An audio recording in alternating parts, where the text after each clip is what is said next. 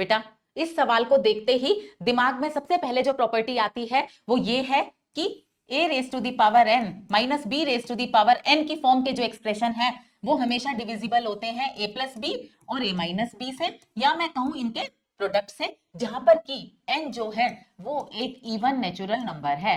ठीक बात। तो बेटा हमें यहाँ जो एक्सप्रेशन दिया है वो इस फॉर्म का है, दोनों जगह पावर सेम है और इवन है। तो बेटा ये एक्सप्रेशन डिविजिबल होगा 7 प्लस 5 12 और 7 माइनस 5 2 के या इनके प्रोडक्ट के। लेकिन ऑप्शंस में ना तो 12 दिया है ना 2 दिया है और बच्चे यहां पर हो गए कंफ्यूज। बेटा ये प्रॉपर्टी कहती है कि ये एक्सप्रेशन 12 और 2 से हमेशा डिविजिबल होगा, लेकिन इसका मतलब ये नहीं है कि ये एक्सप्रेशन सिर्फ इन दोनों से डिविजिबल होगा, ये एक्सप्रेशन बाकी नंबर से भी तो डिविजिबल हो सकता है और वो हमें बताना है कि इनमें से कौन सा नंबर होगा।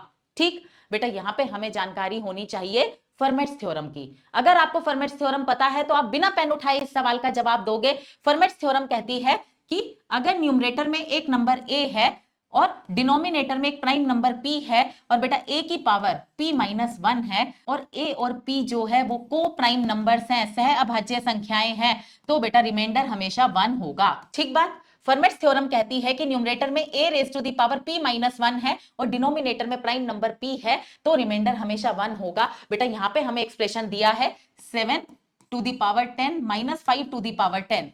अगर मैं ऑप्शन देखूं 11, तो बेटा अगर 11 से इसको डिवाइड करते हैं तो आप समझो कि 7 raise to the power 10 by 11 इस फॉर्म का है। ठीक, 11 एक प्राइम नंबर है, न्यूमरेटर की पावर इस प्राइम नंबर से एक कम है और 7 और 11 दोनों को प्राइम है, कुछ भी कॉमन नहीं है, तो बेटा यहाँ पे रिमाइंडर आता है 1।